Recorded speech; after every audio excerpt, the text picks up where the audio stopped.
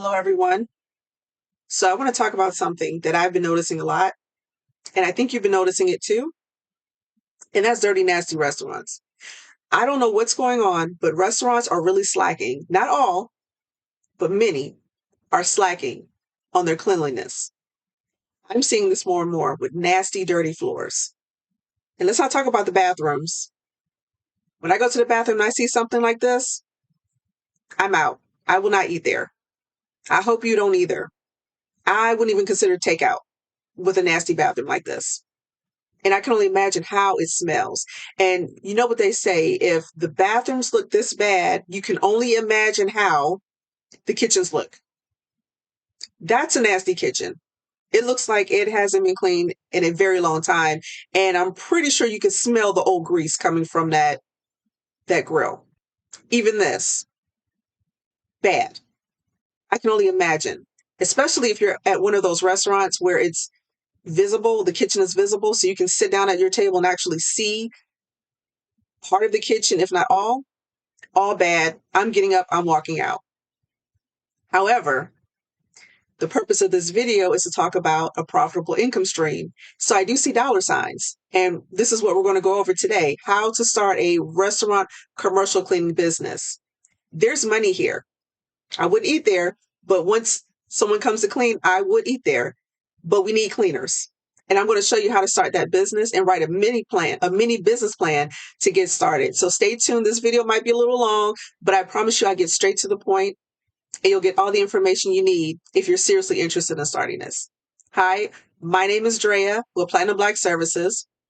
If you're new to this channel, stay tuned. You won't regret it.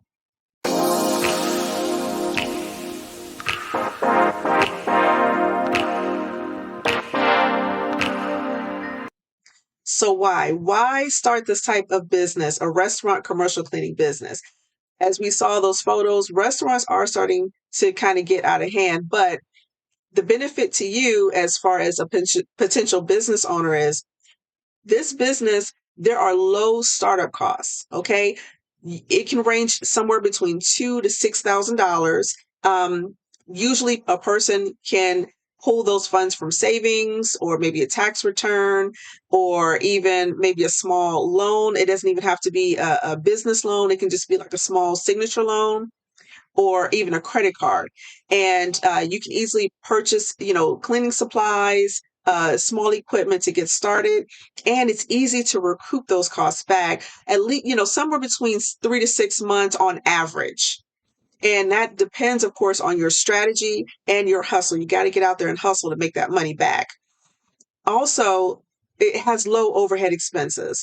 You can start this business from home. You do not have to buy or rent office space or buy a company vehicle up front. You can use your personal vehicle. Granted, it's working and it can get you from, to your clients, and also has enough space to hold the materials, the supplies, and the equipment that you need when you're servicing your clients. But typically you can start very humble from your home and you won't have to pay additional expenses or utility bills.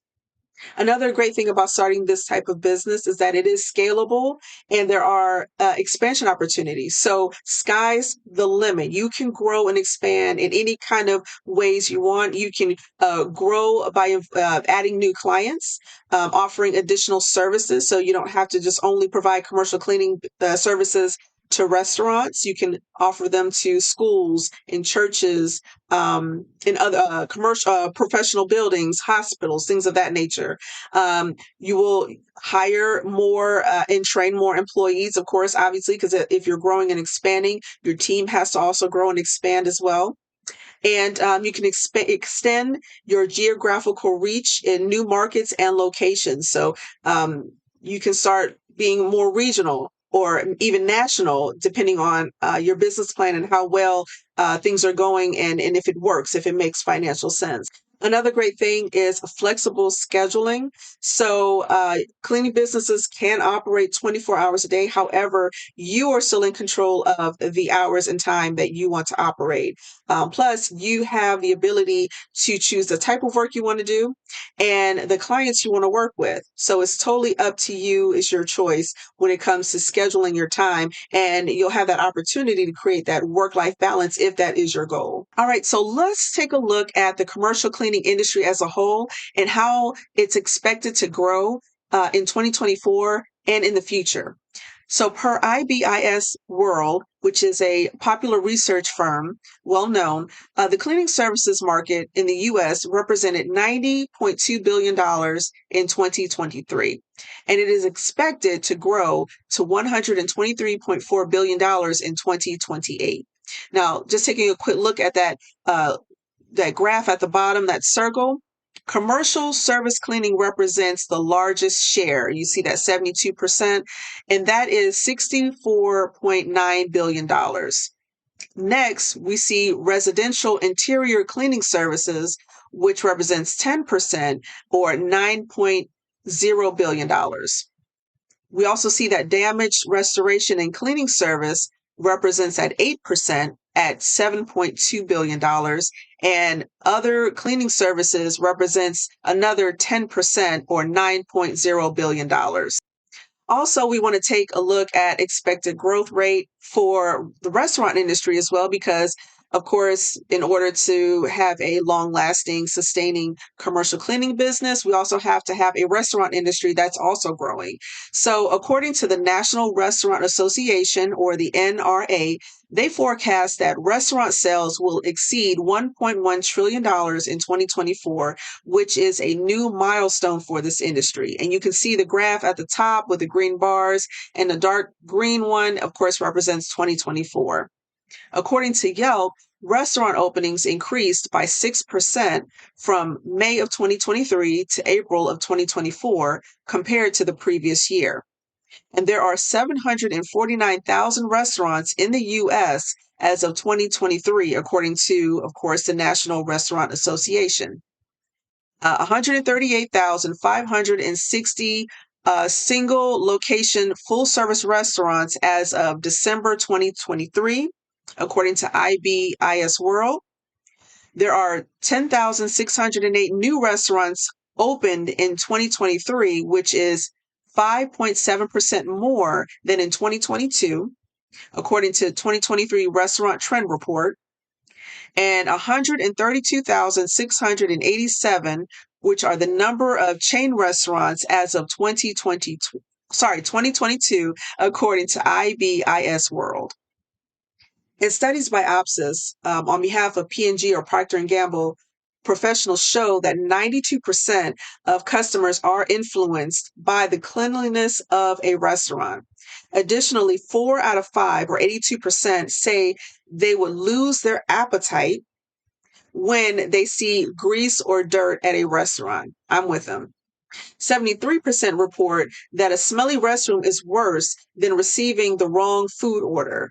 And a Harris poll conducted by Centos found that when it comes to reading negative reviews and about cleaning, 75% of people would skip that restaurant.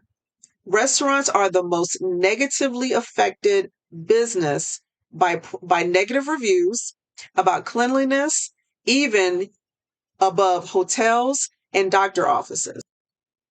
All right, so what was interesting, I found this survey from FSRmagazine.com. The article is titled "The Reasons Customers Swear Off Restaurants," and it's a survey that was provided by Zorro, a website that surveyed close to 1,000 diners who eat out at least once a month. And there was some interesting information on this survey. So I circled the ones that matter the most as far as cleaning. So as you can see, dirty bathrooms represent 81.8% of why customers swear off restaurants. Dirty floors comes to 66.3%. Dirty windows, which I was very surprised about, represents 38.2%. Unpleasant odors, I would have thought that would have been higher, to be honest, represents 38.1%. And visible rodents and insects, again, I thought that would have been a lot higher to swear off a restaurant, but 21.2%. Another part of the survey includes like who would confront someone at the restaurant or report the restaurant when seeing any forms of contamination. And what's interesting is that of course those who would never return to the restaurant, the highest percentage are baby boomers. And rightfully so, because they come from an era where cleanliness was really top priority. And unfortunately, millennials fall at the bottom at 56.7%, which I'm very surprised. Standards have to be a lot more higher, but I remember baby boomers had a very high level of standards, have always had that high level of standard. So I'm not surprised to see baby boomers at the top. And then men versus women, of course, women, which I agree are more likely to, of course, never return to a restaurant. But still, men are a little bit above that 50% mark. Same thing, they will never return. And for those who would post an online review, negative online review at that, we're looking at gender. It would be more male than female at 27.4% compared to 24.8%. And the ones by generation who would post a negative review more likely are our Generation Xers at 29.3%. Following right after are the millennials at 25.9%. Now, posting a negative review on social media for men, that would be they would be more likely, but only by 1% more. I think it's even almost even between men and women. So men are at 11.7%, women are at 10.7%. And as far as which generation would be more than likely to post a negative review, we're looking at our baby boomers at 16.8%, which I was surprised, especially since we're looking at online reviews compared to just posting something on social media. And those to report the restaurant to the health department. That's important. Men are more likely by slightly 1% at 7.9% compared to women at 6.7%. And of course, again, our baby boomers are more than likely at 9.9% to report that restaurant to the health department. And there it says 1 out of 4 people post an online review after eating in a restaurant with poor hygienic conditions. 1 out of 4. That's pretty significant, especially if a restaurant is trying to have more positive reviews, like on Google or something like that. 1 out of 4 can definitely bring down their customer ratings. And nearly 10% of baby boomers had reported a restaurant to the health department, and men were 24% more likely than women to request to see the manager. I was surprised to see that in a dirty restaurant, and 59% more likely to ask for a discount. All right, what to know about starting a restaurant commercial cleaning business? Well, first, you want to know the type of cleaning services to offer. Generally, you'll be offering deep cleaning services versus basic cleaning services, which obviously restaurants have high traffic area and also high cooking volume, especially when it comes to like grease, things of that nature. So it includes disinfecting, sanitizing, buffing, polishing, degreasing, debris removal from behind furniture and equipment, scrubbing walls, etc. Also, you want to know the areas and spaces to clean. Overall, there are 7 main areas to clean, which include like the lobby and entrance or the front of the restaurant, bathrooms, dining room, behind the bar if they have a bar, kitchen especially, obviously, manager's office. Sometimes manager's office needs to be clean, and the break room for the employees if applicable.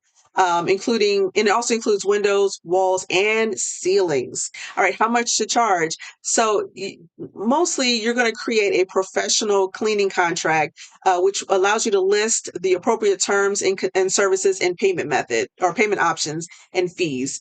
Cleaning businesses typically charge by the square footage or by the hour. For example, you can charge somewhere between $50 to $200 an hour or more, just depending on, of course, what others are charging. So you want to kind of gauge what your competition is doing.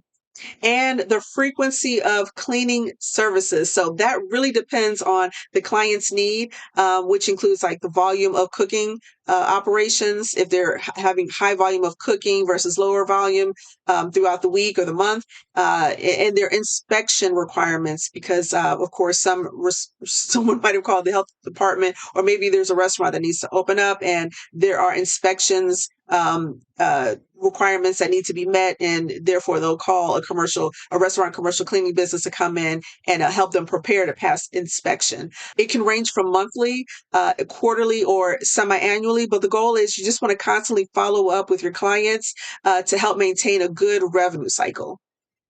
Where do you start? Now, I am hitting four major points on this. The first point is you want to decide if you want to build this business from scratch, if you want to buy an existing restaurant commercial cleaning business, or if you want to buy a franchise. Next, you want to create a SWOT analysis. I always think you should do this before you start any kind of business so you can understand the strengths, the weaknesses, opportunities, and threats to see if this is a good idea for you. Third, you want to create a quick and easy mini business plan. Now, you can always make or write a traditional full business plan. However, we're in this time loop right now where people want things quick and easy, which is totally fine. Business plans do not have to be very long. So I'm going to show you how to make a quick and easy one to save time, but hit those major points that need to be hit so that you have a good baseline to start your business. And then fourth, you want to establish your business with a startup checklist. And a checklist is just a great outline that just lists everything you need to do from A to Z, as far as getting the business started, to making sure you have insurance, to making sure you have your tax ID, you're registered, all those major things that need to happen so that you're not skipping important things along the way. Now, the option to build this business from scratch is totally fine. You will have complete control, but understand again, this is from scratch. There's no pre existing business model or operational structure for guidance. So, this is a learn as you go type of model. You're relying solely on your experience, prior knowledge, and our ability to learn as you go with self-discipline and execution. Those are also the other two important keys. You have to have self-discipline and execution if you're starting from scratch, because again, you don't know, you have no guidance, you have no reference usually. Sometimes you might already have some type of mentor, but usually you're kind of learning as you go. You can obtain professional development and certifications, which is nice. It's not required, but there are opportunities for business development and to understand more about the commercial industry through these certification programs, such as International Janitorial Cleaning Association Services Association, or IJCSA, Occupational Safety and Health Administration, also known as OSHA, the International Sanitary Supply Association, or ISSA, and the Institute of Inspection, Cleaning, and Restoration Certification, or IICRC. All of these are well known, well respected associations that provide training and certification within the commercial cleaning business. You can also join memberships and organizations. Some of those that I just mentioned also have memberships as well that provide industry updates. So you're constantly learning, you're constantly staying up to date as far as what's current trends and what's going on in the market. And also it can give you networking opportunities. And you might hire possibly a industry consultant or pay for coaching courses if you feel that you don't have enough information or of course experience. Don't worry, you can always go pay for coaching classes or find someone that's experienced in this industry that can give you a helping hand. Of course, there's money involved, you have to pay a fee, but nonetheless, there's help out there if you're starting from scratch. All right, so you can also buy an existing commercial cleaning business, which is also a great opportunity.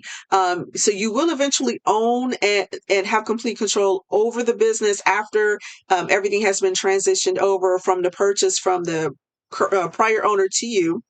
There is an established business model and operational structure, so you're not blindsided into stepping into this type of business. They normally have a proven track record with financial history and potential growth. There is brand recognition already existing and established customer base, which is always nice. So you don't have to start finding customers right away. You already have with an existing business. There's already customers to service, revenue to start making or bringing in. Um, and there's trained staff. Hopefully, there are employees that will transition with the business from them to you, who's already familiar with the business operations. You can generate immediate cash flow, as I kind of mentioned before, from day one of the purchase. So again, your established customer base gives you that opportunity to already have cash flow coming in. There's already established relationships with suppliers with reliability, so you don't have to figure out how to purchase more supplies or purchase certain equipment. If you're already relying on, if that prior business already had established relationships, it just makes it easier to go ahead and continue to buy refills and things of that nature. And also, there might be some prices that were already negotiated to your benefit. Lenders are also more often willing to finance a business purchase due to the proven track record. So, if you're someone who wants to start a business from scratch, it might be harder for you to gain a loan at a bank. But if you're saying, hey, I'm buying an existing business that's already bringing in revenue, their bank will probably be more likely to look at that and fund it because money's already coming in and they already, see that, okay, you will be able to have money to pay back the loan. Um, Also, an existing business that you can purchase usually has established online presence with a website and social media. So that saves you the headache of trying to build a website from scratch or to figure out the whole social media thing as far as advertising and getting the word out and attracting people. um, Existing customer feedback and reviews for valuable insight. That gives you an opportunity to see if the business you want to buy has great customer reviews. Are they known for providing great service? And of course, as we know, word of mouth and great service, great reviews leads to more business and continued business. So that's a bonus. Granted that, of course, that's positive. And immediate access to networks included in industry associations. So that's a big bonus because they might already have a name within the industry and contacts and networks. You will have access to that when buying that business instead of starting from scratch and building those relationships on your own. Now, I found 5 websites that help people buy existing commercial cleaning businesses, and that includes bizsell.com, businessforsale.com, loopnet.com, bizquest.com, and Transworld Business Advisors or tworld.com. So those are great sites to take a look at and get familiar with what businesses are for sale, commercial cleaning businesses are for sale within your area. All right, now let's look at franchise. This is a little bit more involved with buying a commercial cleaning business as part of a franchise. Now, it does have an established business model and operational structure, which is a big bonus. Again, you're not starting from scratch. You have a lot of things that are in place to kind of guide you through setting up the business, operating it, and going forward. There is some initial training and ongoing support that is provided typically. Usually they do have a name, a name that's recognized out there and a well-known reputation, which is again a good bonus or a plus when trying to, of course, get out there and find clients and start making money. They have a system in place for marketing, advertising, and obtaining potential referrals. So that kind of saves you a little bit as far as trying to market. Doesn't mean you shouldn't market or there's no marketing involved. It does not completely take out that marketing and advertising piece, but usually the corporate office of the franchise handles most of that. Um, you may have specific supplies and vendors in place to purchase from. but it gives you no option to really shop around and compare prices. So sometimes franchises will lock in certain vendors, and they could look at it as, okay, we're controlling prices, maybe to benefit the franchisee. But just keep in mind that sometimes those prices aren't always the cheapest or the lowest cost or the best. So with a franchise, you're kind of stuck at whatever is negotiated or whatever is required to use versus venturing out and finding competitor prices. Um, also, you can be more competitive if there are other franchise owners operating close within your area or region. So franchises usually have certain stipulations as far as radius. How many franchises can operate within a certain radius of each other. However, it doesn't mean that you're not running the risk of possibly being oversaturated in one area. That can happen as well. So just keep that in mind. And that's probably something you want to look into as far as what other commercial cleaning franchise businesses exist within your area under the same name, or maybe something similar, but still within your area, so you'll know how your competition is, and if there's room enough for you to operate that business, that franchise. Um, you must carefully read the FDD, which is a franchise disclosure document. Every franchise that exists is required by law to have what's called an FDD and to provide it to those who are looking to buy a franchise. And that lists everything from um, the capital that's required to start the business. Um, who else has a franchise? Are there any lawsuits currently pending or existing with that franchise? Um, a lot more detail. I can't think of it off the top of my head, but that provides pretty much everything that you need to know about that franchise, from starting it to closing it as well. Succession planning. What happens when if you lose the ability to still own that franchise or operate it, or if you want to shut it down because maybe you're retiring, something like that. It provides all the detail from that, as well as there's something that I'm trying to remember. Oh, and also fees, obviously, franchise fees. So when you're buying a franchise, unlike starting a business from scratch, you will have ongoing franchise fees. When you're starting a business from scratch, you do not have to pay anyone but yourself. That's it. When you own a franchise, there are royalty fees, franchise fees. There are a couple of other fees that you will have to keep in mind that will have to be paid regardless if you have made revenue or enough revenue for that month or not. So you have to keep that in mind too. You still have to pay for the name, because that money goes towards marketing and advertising, and other things that the franchise requires or has to use that money for. So keep that in mind, that it's not just paying a one-time fee to start that franchise. It's ongoing fees, and that's in that franchise disclosure document. Also, the need to hire an experienced franchise attorney to help with the purchase. It's always recommended, if you're going to buy a franchise, you need a franchise attorney, someone who is very experienced and well versed in knowing the franchise disclosure document, and also just the process overall, because bad legal things can happen if you're not aware of what you should and shouldn't do. And then generally, you must have good credit, or decent good credit, and must have certain capital or cash requirements to buy a franchise.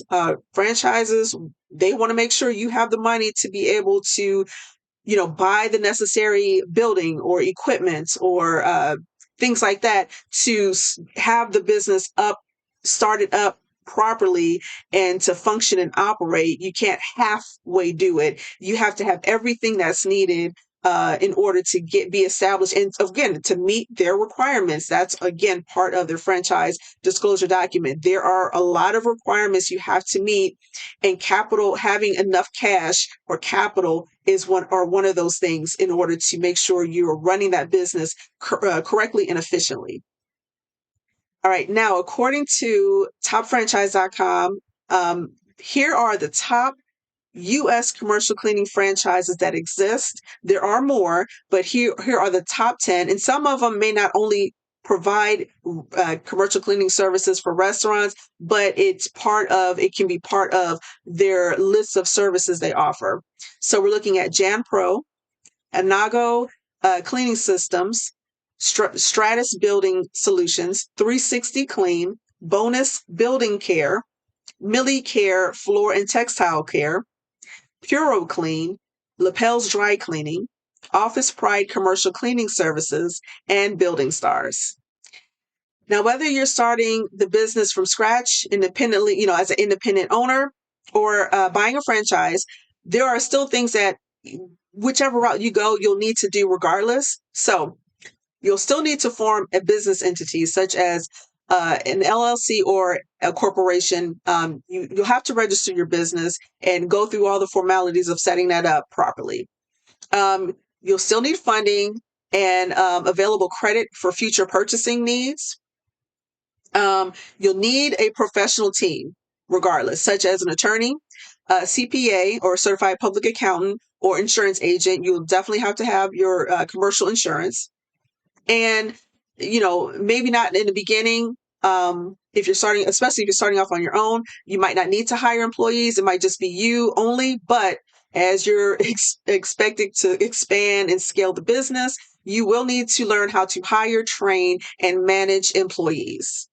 Right. As far as where to start, the second part of that puzzle is you want to create a SWOT analysis. A SWOT analysis is a strategic planning tool used to identify and evaluate the strengths, weaknesses, opportunities, and threats related to any business or project you're starting. So your strengths, these are the positive attributes and resources within your organization.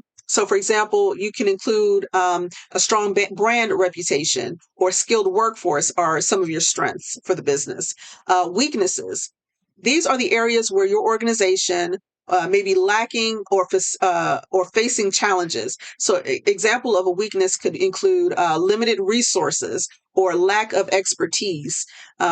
Opportunities. These are external conditions that could be disadvantages for your organization. So example of that could include technology advancements, could be something that helps your business stand out or stand above, which is a great opportunity within that market. Threats. These are the external conditions that could pose risks to your organization. An example of potential threats could include economic downturns. As you know, we had COVID. Of course, we had the necessity or necessary workers still out there working, but it could be something like that or something different where it can cause an economic downturn overall in the industry or in your business. Or increased competition, more people coming in, starting commercial cleaning businesses. So then you'll, of course, have to figure out how to stand out or stand out or be the best in order to not have that as a big threat to your business. All right. All right. So number 3 of where to start is you want to create a quick and easy mini business plan. And this is where the meat and potatoes of this video will be in the next part, the next half of it, because I'm going to show you how to actually write and put together a mini business plan that will be very beneficial.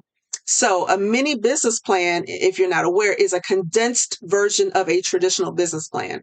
It typically includes the essential elements needed to outline your business idea, strategy, goals without going into extensive details. So the benefits include clarity and focus. So it's going to help you clarify your business goals and strategies, making it easier to stay focused.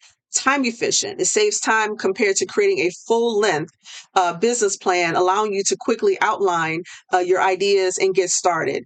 Remember, we want to save time. We don't want to spend a whole lot of time on writing this. You want to attract investors. It provides potential investors with a clear and concise overview of your business, including your chances of securing funding.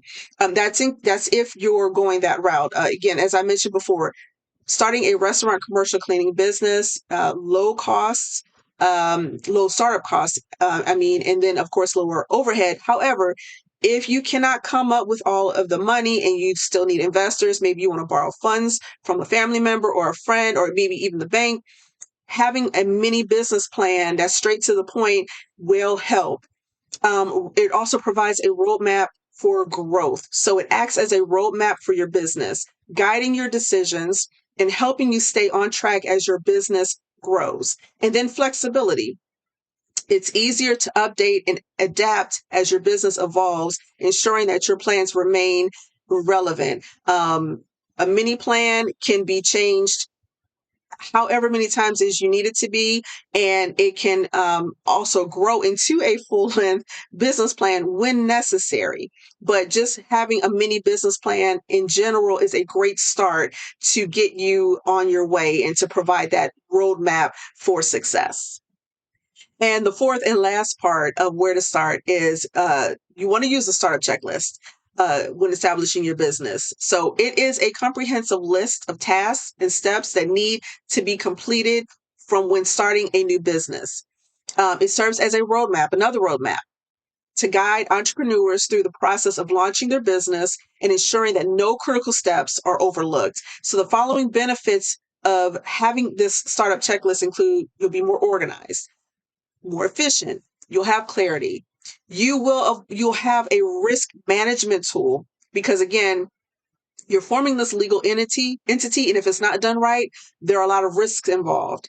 Confidence. You'll have more confidence in your ability to run your business because you're hitting all those cues, all those check boxes. And accountability, so that also gives you the format to say, or the position to where if anything falls through the cracks, you have that checklist. You're holding yourself accountable for making sure you're sticking to that list. And one of the last things I want to bring to your attention before we jump into our mini business plan example is you're going to make some mistakes. We're all human, and it's a lot to go over when you're creating a business, and a lot of things to know and remember. But there are some mistakes that you want to plan on not making, and you want to try to avoid so that it doesn't hurt your business. So it's important to stay on top of your game. Okay. Making multiple mistakes will have your clients viewing your business as unprofessional and incompetent. And that's one thing we don't want to do, especially in the beginning. Um, Plus, it can tarnish your reputation within the industry. So some of the top 15 mistakes that you want to keep in the back of your mind that you want to make sure you avoid. Number one, using the wrong cleaning supplies. So you definitely want to make sure you're learning about these things, what's needed, what's not needed, why certain cleaning supplies are better than others, why some you shouldn't use for the kitchen or versus the bathroom, things like that. Number two, not having a cleaning plan or checklist. Three, don't take shortcuts. I think that's always the worst. You always miss things, and it does look sloppy. Four, neglecting hard to reach areas. Five, improper waste management. Six, ignoring outdoor areas. So don't forget, when you're providing a service, keep in mind the outside is just as important as the inside. That represents something, that puts something in a customer's mind when they're walking up to a restaurant, in addition to when they walk in and they're inside and seeing how, clean it is. All of that comes into play from the outside to the inside. Um, Inadequate staff training. That's important. I would set a good policy and training book together, or training guides, training materials, for as you're bringing on employees, they have something to follow. There's protocol. Number eight, not having a proper contract. Um, I have you guys covered on that, and I'll talk about that in the next part of the video. Overlooking high touch areas such as like light switches, lights, lamps, things like, or tables, anything that's high touch, small high touch areas. Um, Inadequate ventilation cleaning, which is important. Not allowing floors to dry completely. That's a hazard. You want to make sure that you have the proper tools to kind of keep the floors dry after cleaning it. Slips and falls, that comes into workers' comp issues and lawsuits, things like that. Um, not cleaning and sanitizing surfaces properly, improper storage of cleaning supplies, not following manufacturer instructions. That's one thing you definitely want to have a better understanding of, because certain equipment, commercial equipment, requires a certain way of handling. So you want to have the knowledge and understanding, and ask for the instructor's manual. What is the proper way to clean this? What are the proper cleaning supplies and tools to use to clean this, so that you're maintaining a good condition of your client's equipment? And then last, ignoring pest control measures. And as we know, that's just a whole nother thing. You want to make sure that you're cleaning to the point where it's not attracting pests, or if there are pests already coming in for whatever reason, the handling of removing the pests are done in the proper manner. So thank you for watching this first half and going through all of the information as far as why it's a good idea to start a restaurant commercial cleaning business. Stay tuned. The second half, I will actually go through a mini business plan that can help you set up your business. So stay tuned, and that will be following up next. All right, guys, thanks for sticking around. Again, as I mentioned, this is the meat and potatoes of the video. We're actually going to go through a mini business plan to start a restaurant commercial cleaning business. This is all for informational purposes. Some of the information might actually be true, but most is not. Again, take this as an example. And if you're interested in actually downloading a copy of this, as well as a blank template for you to use, and a commercial cleaning contract copy, as well as a list of suppliers and things of that nature, I put together a kit. So for those who are serious about actually starting this type of business and needing some proper tools to get started, check the description below, the box below, and you'll find where you can actually obtain the kit for all of this detailed information to get you started. Now, without further ado, let's get to it. So we're going to start off with the cover page. And I just made this name up. If there is a commercial cleaning business that exists with this name, please know this is just only for informational purposes. I'm not actually taking anything away from anyone. So the made up name for this is Extreme Green Commercial Cleaners Inc. So I decided that this will be a corporation, as you can see, because the name is Inc. after it's ending with Inc. Completed date, you always want to kind of have the date of when you're completing this business plan, because it just allows you to kind of have that marker as far as where you officially started, and which is October 31st, 2024. And I just played around with some logo designing tools, some free tools online. Technically, if this was a real business for me to start, I would definitely create my own. But for this video, I just wanted to kind of put something together real quick. So here are a couple of logo options that, someone would probably come up with, and then try to select which one they like the most for whatever business they're starting. So I thought these were kind of cute because they had like little mops and vacuums. So just an example of logos. Now, the first page of the mini business plan we're going to start off with is the executive summary. And it's basically fill in the blank.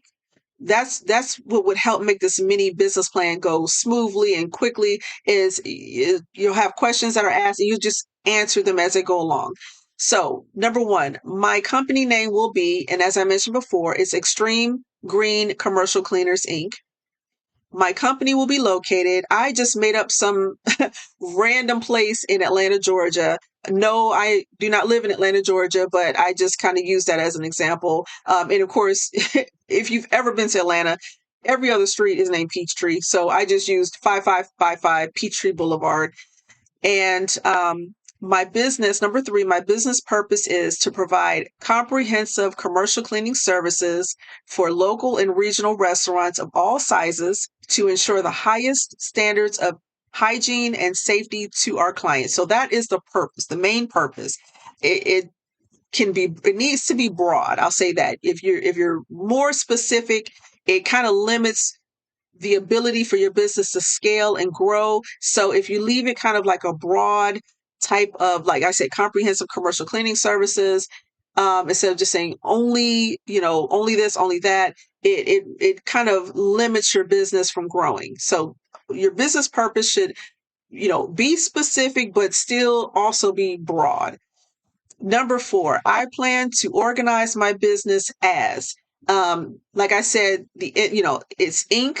So it's going to be formed as a corporation. However, I want to be taxed as a small business corporation. So I want to be taxed as an S corp. And that just comes with, the whole setting up a business and following your checklist. Like I mentioned before, your business startup checklist, that will be part of that, and it'll instruct you on the process of that. Number 5, I plan on starting the business. So since we're in 2024 now, we're going to say next month. So the 1st of November.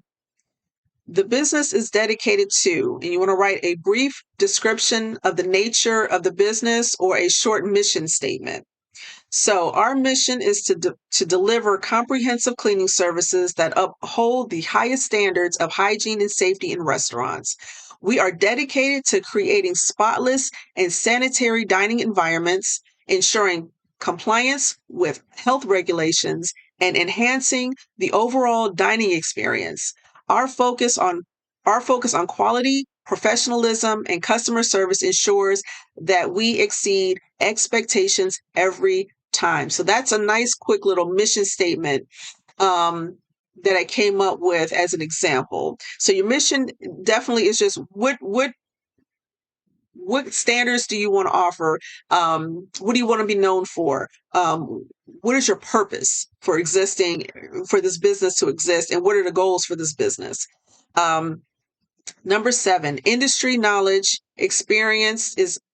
knowledge or experience is based on. This is just kind of help. Again, if someone's looking at your business plan, maybe a loan officer or some type of investor, and they might ask, okay, you're starting this business, but based on what? Do you have knowledge? Do you have experience? What makes you suitable for this type of industry? Things like that. So I just kind of put together like a little quick explanation. So you can either use, my professional experience, which is what I marked. Again, you could have hired an industry consultant to help you gain that experience, or you could be in that position of where you're actually purchasing a franchise. And that provides all the tools you need to get started in a business that you might not have any knowledge of. Number 8, the business is owned by. So again, for this example, made up a name. This is a married couple. So we have Tiffany Jones and Michael Jones. And then there's skills and education. So Tiffany Jones, she has a bachelor's degree in business, but she worked 5 years as a senior accountant at ABC Restaurants Inc. Some made up, business that actually, she has restaurant experience background in the financial area. Michael Jones, he has an associate's degree, but he worked 10 years as a general manager at ZYZ Commercial Cleaners LLC. So he has commercial cleaning experience. So this couple has the best of both sides in this example. You don't have to, this is not required. But this is just an example of like how to put down the type of maybe education. You don't have to have a degree, as I mentioned before, but if you do, what kind of education, what kind of work experience you have in this industry that you're starting this business in. Okay. The business is managed by, again, this is a couple, Michael and Tiffany Jones. So it will be managed by the both of them, but they will have specific roles like CEO, Chief Executive Officer, CFO, Chief Financial Officer, and COO, Chief Operational Officer. And those are pretty much like the top 3 C-suite or chiefs that will be needed for any organization that's started. It can always be, can be the same person if it's a small business, but nonetheless, you got to know who's responsible for what and the things that they're responsible for. So Michael Jones in this situation, he will be the CEO. Tiffany, based off of her, accounting experience, she will be the CFO. She will be over all the financial and accounting information. And then Michael Jones will also, in addition, be the chief operating officer. So he'll also be over operations as well as the main executive officer of this business.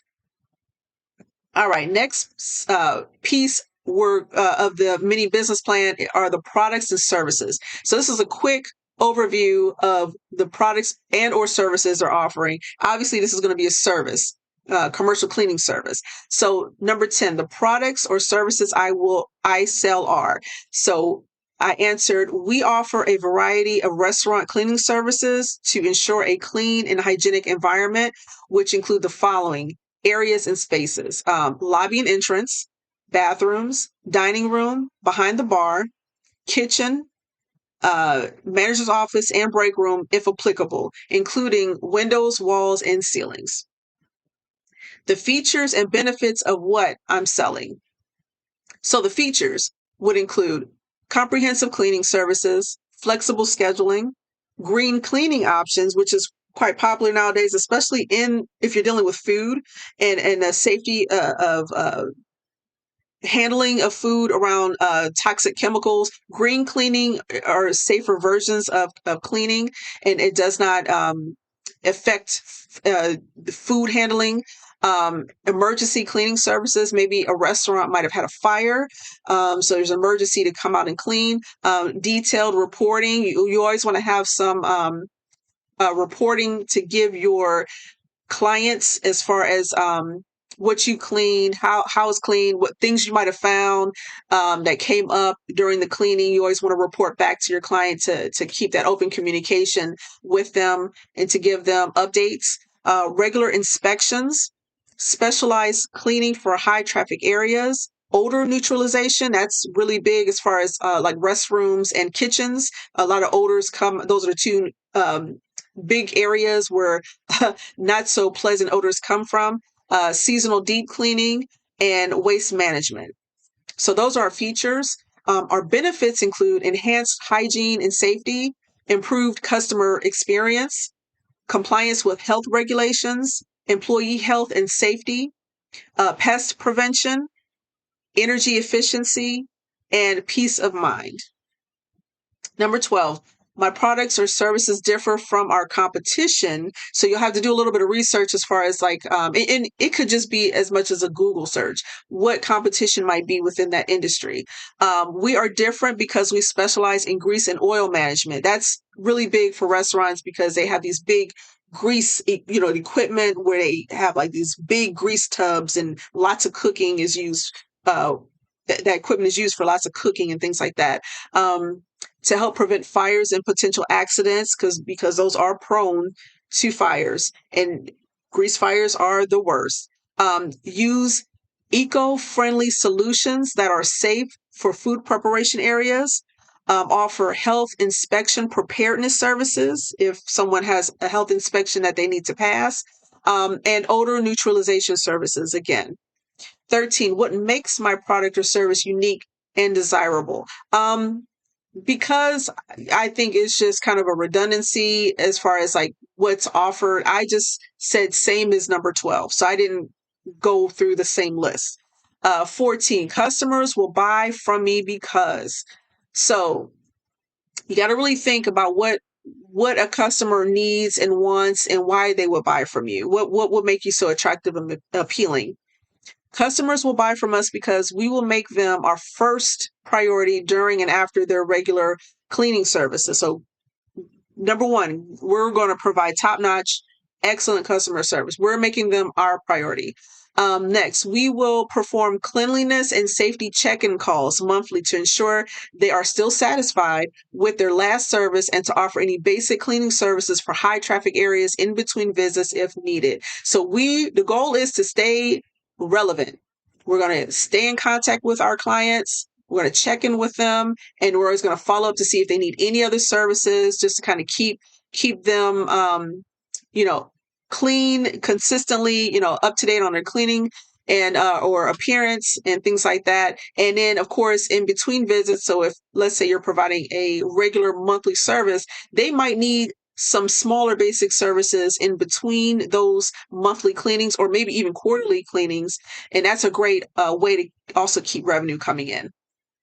15, the following are my key vendors and suppliers. So I just kind of pulled up some common places that I'm aware of, but maybe the average person in the industry is also aware of as well. But obviously Amazon, everyone knows about Amazon. Sometimes Amazon's a great place to purchase, commercial products. Sometimes it's not, but nonetheless, they are a good reference. So I put Amazon as a first vendor in their website, and then just, list of supplies and materials and equipment that I would generally purchase from them. And that's generally general cleaning supplies for lobby areas, dining rooms, and bathrooms. So basic cleaning products that are needed for the business. Webstaurant store, that's a really great, that's actually a real place. And they actually have a lot of great cleaning products and equipment and things like that for starting such a business for commercial cleaning restaurants. And their website is webstar.com. And a list of supplies and materials and equipment that can be purchased from Webstaurant would include specialized and commercial grade cleaning supplies for kitchen, such as degreasers, eco-friendly sanitizers, and disinfectants. Next, Clean Freak is another real supplier. You can check them out at cleanfreak.com. Again, you can buy specialized and commercial grade cleaning equipment for floors and kitchens. And our last vendor is called Cleaning Stuff. That is a real company as well. If you go to cleaningstuff.com, and items that you can purchase are parts for repairs. So they're great if something breaks down, a piece of equipment breaks down. They are a supplier for commercial grade cleaning equipment. So that's always good to have on hand. So next, we're looking at the industry, competition, and market. So number 16, I consider my competition to be, because again, this business, I use kind of like a pretend address in Georgia, but I actually looked up some real restaurant commercial cleaning businesses within the city and within the region for this example, to use so you can see that, hey, this is real, that you can do a real, competition search. I just did a Google search and you can find really, real competitors in your market.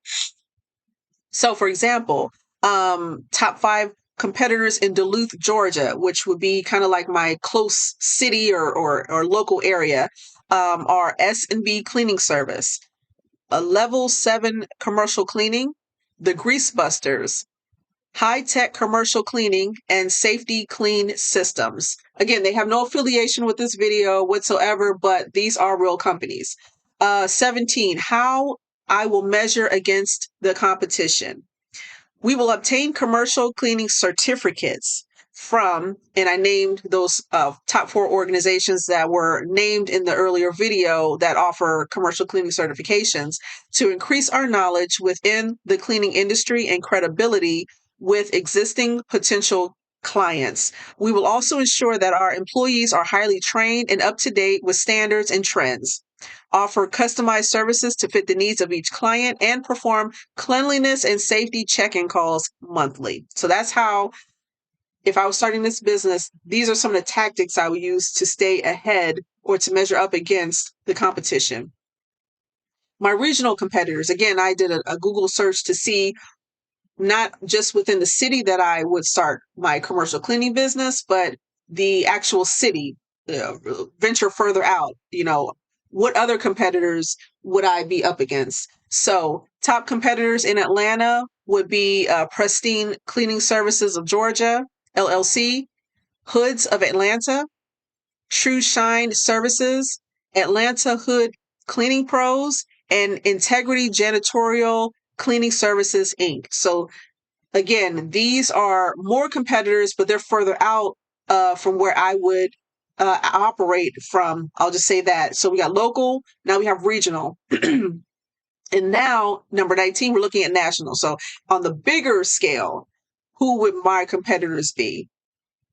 Top 5 competitors in the nation are ABM Industries, Janny King, Service Master Clean, Jan Pro, and Vanguard Cleaning Systems.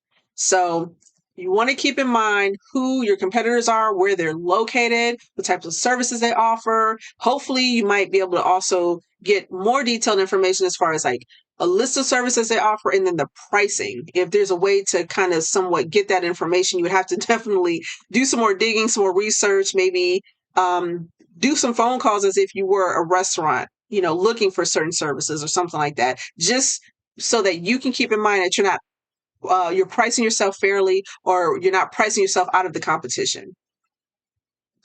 Some of the trends I see in my industry are top trends in my industry include green cleaning, eco-friendly cleaning practices, continued health and safety focus, pest control, and specialized cleaning services such as deep cleaning, degreasing, deliming. If you're not aware what deliming is, it's that crusty stuff that kind of builds up. Like if you have a kitchen sink, and kind of gets crusty around there, that's that lime that's built up. So deliming and waste management. 21. Some potential areas I see for growth are our 3 to 4 year goal is to expand our cleaning services into medical cleaning. So we want to clean doctors' offices and clinics, school cleaning, retail cleaning. Sometimes, like those department stores and those brick and mortar stores, they need cleaning, deep cleaning sometimes, and hotel cleaning. My typical customers have these characteristics. Now, this is a little challenging because starting a restaurant commercial cleaning business, you're not just looking at a client from like an individual level, so, looking at their age, their gender, their income level, such as that. It's more of a business to business type target or characteristics you're looking for. So in this scenario, we're looking at restaurant owners and managers who are too busy and lack the time to basically do this type of cleaning on a regular basis, or they lack staff. They don't have enough staff to do it, or maybe they don't have the specialized skills to do deep cleaning. Especially when it comes to like degreasing, deliming, things like that, or have specialized tools to perform the deep cleaning, the degreasing, sanitization, and health inspection preparedness tasks. So, in all fairness, I mean, restaurants clean. I'm not going to say they don't do any kind of level of cleaning, but they could be lacking in something. They could be lacking somewhere to where they need more help. They'll need your services. So these are the types of customers you're looking for who really really need you because they just don't have something in order to maintain a higher level of clean for their restaurant. Number 23, these segments of customers are underserved by my competition. So you can also look at those restaurants who are overlooked. A lot of times, when you're starting a business, your competition might be focused on, higher end, people of a higher income level or something like that. But then you're forgetting the younger, the people that still need the service, but might be in a lower income bracket, or a different scenario. I'll say that, in a different situation where they might not be the most appealing or attractive. So in this segment, it might help to look at who's underserved and get their business, and build your business from there. So while we aim to serve restaurants of all sizes, including big chain restaurants, a typical client for us will be the mom and pop owned restaurants or independently owned restaurants such as bars, grease spoon diners, cafes and coffee shops, pubs and breweries, ghost kitchens, casual dining, fast dining, and food trucks. Some of those are overlooked. Usually, uh, restaurant commercial cleaning business might primarily focus on like the big names, the big franchise, the big chain restaurants. So it kind of helps to have an advantage of looking at or trying to serve the people that are overlooked in this situation. All right, marketing plan. So we'll put a quick marketing plan together within this mini business plan. So the product or service is, and again, this is kind of a repeat. We offer a variety of restaurant cleaning services to ensure a clean and hygienic environment which include the following areas, spaces such as the lobby, entrance, bathrooms, dining room, behind the bar, kitchen, manager's office, and break room, including walls and ceilings. Now the pricing. My pricing is, or I determined it by. So for the sake of this plan, I just came up with a rate that I saw that's kind of like an average rate. We charge an hourly rate between $50 to $200 an hour, depending on the area or space and type of cleaning services needed. We may also offer package deals as needed.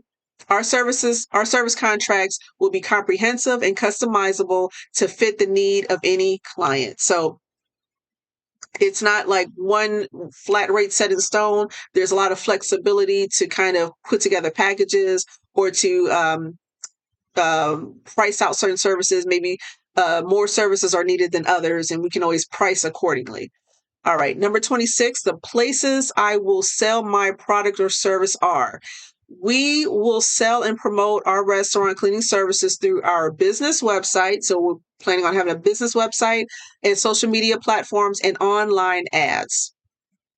Number 27, I will promote my products or service by, again, we'll have a website. We'll probably have a YouTube channel. We'll definitely have a Facebook and IG account. We'll probably use Google ads. We'll also print and display ads. And that's for the most part the marketing strategy or the promotion strategy for the business.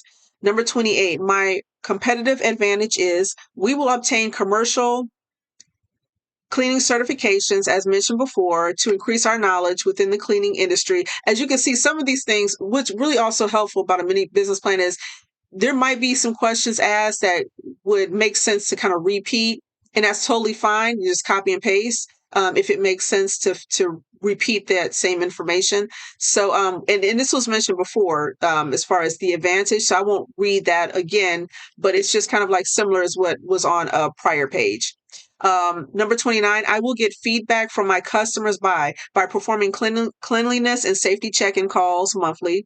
In addition, we will kindly ask our clients both verbally and by email to post positive, satisfactory reviews on Google regarding the services we provided. Can't miss that. Google seems to be like the big thing, the big deal. If anyone's looking for a specific type of service, they'll go to Google and they can read reviews and gain a perspective on if that company is worth hiring or contacting or not. All right, operating plan. So the location of my business this is a startup. This is going to be a homegrown type business. So as a startup cleaning business, we will be operating from our personal residence to save money.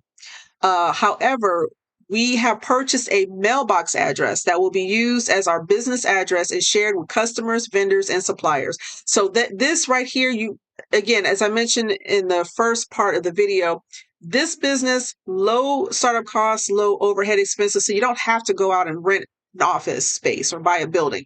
However, if you're starting this business from your home, you want to protect your personal address, your personal information, go out there and get a mailbox address that you can use and not use your personal address when communicating like invoices and bills and so on and so forth, loan paperwork, all of that. You want to have a separate address so that none of that, you're protecting your personal side. I'll just say that your personal information, your personal side, your personal residence. Number 31, my hours of operation will be, just made this up. Our primary hours of operation will be 9 to 7, Monday through Thursday, and 8 to 7 on Sunday. We are closed Friday and Saturday since it's high peak time for restaurants, unless there is an emergency cleaning job. Number 32, I will be involved with the business by completing the following duties. And I just checked everything off because pretty much a business needs all of it. But again, the owners themselves, they will be the husband and wife, Tiffany and Michael Jones, they will be the primary operators of this business. So they're going to handle everything anyway, from bookkeeping to customer service to administrative office to sales and marketing. They're handling everything. Nothing will be delegated in the beginning. Number 33, the equipment, furniture, fixtures I need for my business will include, and I put here C Exhibit A attached, and we'll get to that part. That's the last page. And I'll list everything as far as what's needed to start this business, to be purchased and to start this business. 34, if I need to hire new employees, I will need to hire for these new positions. So if I need to hire a new employee, or new employees, they will be general commercial cleaners. They'll start off as just being like the workers. 35, I will provide the following wages and benefits to my employees. In the beginning, new hires will work part-time, 25 hours or less. So they're not going to start off full-time. And usually that's because, full-time employees, you'll have to start buying, purchasing benefits, health insurance, dental insurance, and so forth. And just to save on costs, just keep them part-time. Plus, the two owners will be the main full-time people anyway. Their job title will be cleaning technician. So anyone hired, that's their title. And wages will range from 18 to 25 per hour, depending on experience. And that's just based off of what you see in the job market. If you see, anyone doing this type of work out there in the field, do some wage and salary investigations. What's the average pay for that position? And I found somewhere between 18 to 25 an hour is pretty reasonable. 36, I will recruit my employees by or from. So you got to have a system in place, or an idea of where and how to hire when that time comes. So we will recruit employees through our website, paid job placement sites such as Indeed.com, and word of mouth.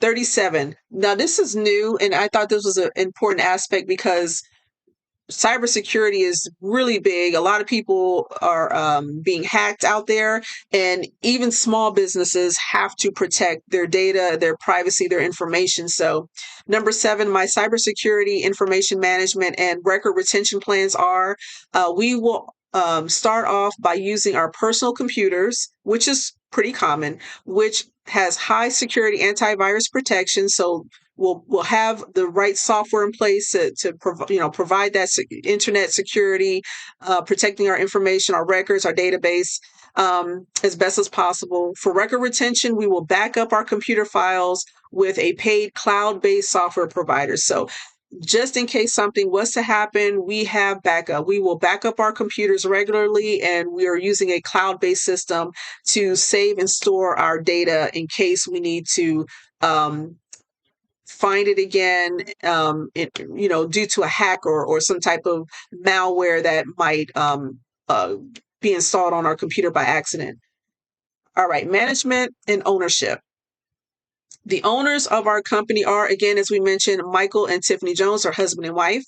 39, I have included resumes for the following key management personnel. So we'll attach their resumes. So we'll just X that as or check that off as it's been attached. 40, my attorney is, and I just made this up, we just said JP Brown LLP, so that will be our pretend attorney. Also, same thing with CPA. We're number 41, my CPA or certified public accountant. We're going with a company called Small Biz Accountants LLC, made up. 42, our professionals that I will use are, we don't have a banker right now or anything else, just an insurance agent, because of course, anytime you start a business, you'll need a commercial insurance. So made up company XZY Business Insurance LLC. All right. Now, SWOT analysis. This is really, really big and really, really huge because this kind of puts you in the mind frame of, is this business worth starting and where can this go? And you don't want to be blindsided if there are some things that could pop up, and you want to be prepared for overcoming challenges as well. So your SWOT analysis, we're looking at strengths. So I'll just go over these real quickly. I won't read everything extensively, but our strengths will be specialized services, customer loyalty, high standards, compliance expertise, and flexibility. Our weaknesses will include seasonality, dependency on specific clients, high turnover, initial investment, limited differentiation. Our opportunities include market expansion, green cleaning, partnerships, technological advancements, and niche markets. And our challenges or our threats would be regulatory changes, labor shortages, client retention, health crisis, and competition. All right. And then our last page of our mini business plan includes financials. And number 47, the total investment required. So let's say we did the math, we put together our startup costs, and at the bottom, we totaled everything up. And we have a range between $2,500 to $5,000 for everything, from starting the business, registering everything, buying equipment, supplies, marketing, everything. This is what we came up to a range. 47, the collateral I can use for financing includes. So this is if you need to take out a loan. In this case, we're not really in need of taking out a loan, but we have backup. So I just put down we have like 2,000 in savings and 3,000 from personal credit cards. So we have enough money to cover the startup costs based off of these two categories. And then 49, it always helps to kind of check out your credit history and kind of gauge if your credit is good, because in case you might need to take out a loan or apply for a loan. Of course, you can't take out a loan if your credit is not up to par. So we're pretending that we pulled our credit history and our score. So we're about average. Our credit score is slightly below 700. So we're around 690. 51, if I am short of money for my project, I can get more from. And then now we're saying, okay, we could possibly apply for a personal loan from the bank. That's a potential. We just kind of put that down there. Hopefully that's not needed, but we can go to the bank and get like a small loan, maybe like a $1,000, $2,000 loan, nothing significantly large, let's say that. And then number 52, my bank is, or the banks I would like to work with. So if I have to apply for a loan, I just made up a bank, EFG National Bank. That would be the bank to go to. And then 53, the following financial reports are attached. Now, this is an example list, so you can always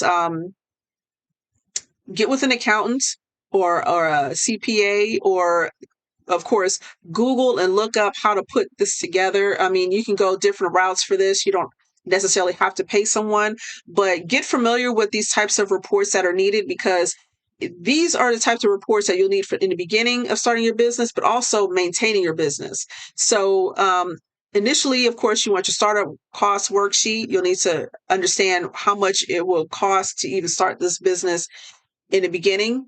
You'll need 1 year monthly expense worksheet. So this helps you kind of gauge how much you're going to be spending every month in preparation to continue to operate this business. C, a P&L, profit and loss statement. All business owners should be familiar and understand what a profit and loss statement is. This is like the most important statement. You got to know how much money you're bringing in, how much money is going out, and then what's left over for you to either, pay yourself or buy more equipment or whatever the decision needs to be. And then you need a 1 year profit and loss statement or forecast. And then you have to kind of not only put together a current profit and loss statement, like as of this time, current time, but D is saying, okay, now you got a forecast. Have an idea of what you expect to bring in money wise, how much cash you expect to earn or bring in, and then how much cash you expect to go out or to pay for expenses, necessary expenses each month. Have an idea. It doesn't have to be exact. It doesn't have to be perfect, but you got to put some thought into it so that you can kind of have an idea of what to expect. E, personal financial statement, same thing as a profit and loss statement, but now it's only focused on you, your personal information, like how many loans do you have, credit cards do you have, like your mortgage, your car payment, your car note, your car loan. And then what kind of money are you bringing in? Are you currently working a full-time job? Are you working a part-time job? How much money are you bringing in from that? And then, of course, any investments, you might have some stocks, any 401k account, like what money do you have coming in? What money do you have going out? And what money do you have sitting in investments? And it analyzes where you are. So in case you need to put some extra cash into the business, where you sit financially on your, personally, versus, what you expect your business to look like. Um, F, a 1 year sales forecast. Again, you're forecasting what you expect, the type of revenue or income you expect to make over the first year. And again, this is all guesstimates, estimates with a guess. So you're trying to apply some logic to this as far as what your expectations are and what you would like to see. G, 1 year cost of goods sales forecast. Cost of goods is just basically, inventory. This might not completely be necessary for this type of business, but still, if you have inventory or if you're producing something, 9 times out of 10 you're really not producing anything. But the cost of goods sold, you kind of want to know, gauge as far as like after things are paid out or produced or whatnot, how much do you expect to kind of gain from this? And in H, break even analysis. Everyone should really understand, if you're starting a business, understand a break even analysis worksheet. This is basically saying, okay, if I'm, you know buying XYZ, spending XYZ amount of money to produce a product or service, and then how much money do I need to earn back in order to cover everything and bring it in and actually just break even, like no money's lost. So if I spend $10,000, how much do I need to make $10,000, and then it's an even break, 10,000 out, 10,000 in.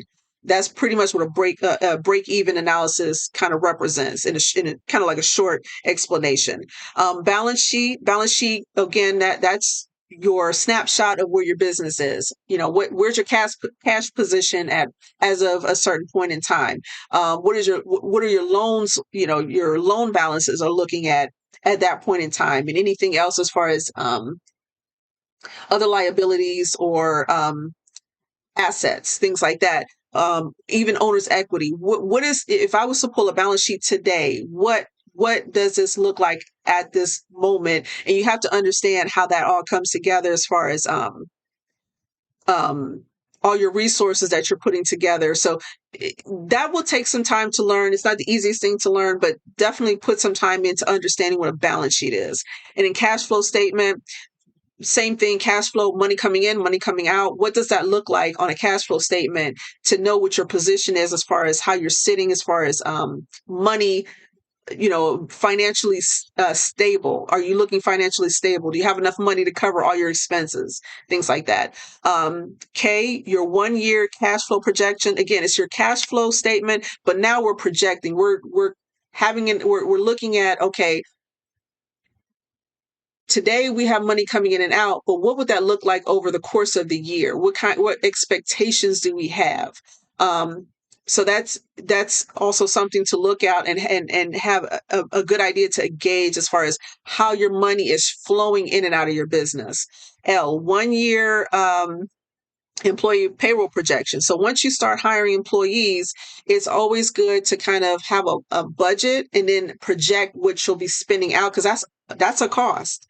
And that's also part of your money outflow. That's gonna reflect on your profit and loss statement. That's gonna reflect on your balance sheet. That's gonna be reflected on your cash flow statement. But it's also good to kind of like have that separate, that financial outlook separate, to know, okay, if we bring in employees, what are our financial obligations to pay out? Because you're going to have taxes. You might have benefits potentially. Lots of things come with just employee payroll. It's not just, okay, this person worked these hours, I paid them this hourly wage, and they just get a check cut for it. There's taxes involved. There's workers' comp insurance and other things involved that you have to plan for and have a gauge on what your cost will be for that. And then M, past 2 years of tax returns, personal and business. So obviously this is a new business, so you won't have any tax returns for your business just yet, but you will need to make sure you have copies of your personal tax returns available, just in case you do apply for a personal loan or something of that nature, just to make sure that those documents are available, because as we all know, we all have to pay taxes. We have to keep those records on board, but those are important to have when available for, let's say, banking reasons, for loan reasons.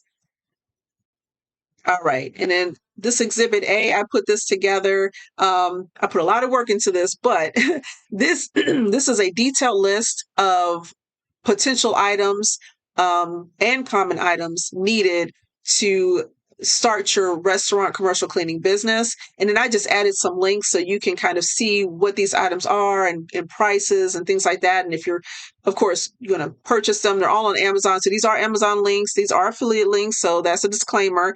However, this still gives you a sense of understanding of what's needed to purchase to get your business started.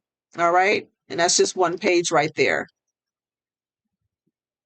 All right. And that's it. So again, you can check the description below and obtain this kit. It will include this example that I just went through. And then there's also a blank template that you can fill out on your own with your own information. There's also an example of a commercial cleaning contract included. So you have a contract that's ready to be used and customized to your needs. And there's also a startup business checklist. So primary things you'll need to kind of kickstart your restaurant commercial cleaning business. All right, guys, thanks for watching and thanks for hanging in there. I know there was a lot of detail and this video was a little lengthy, but thanks for hanging in there. I like to provide as much detail as possible for those who are looking to start a business. So if this video has helped you in any kind of way, please leave a comment below. And also don't forget to subscribe. I'll see you on the next video. Take care.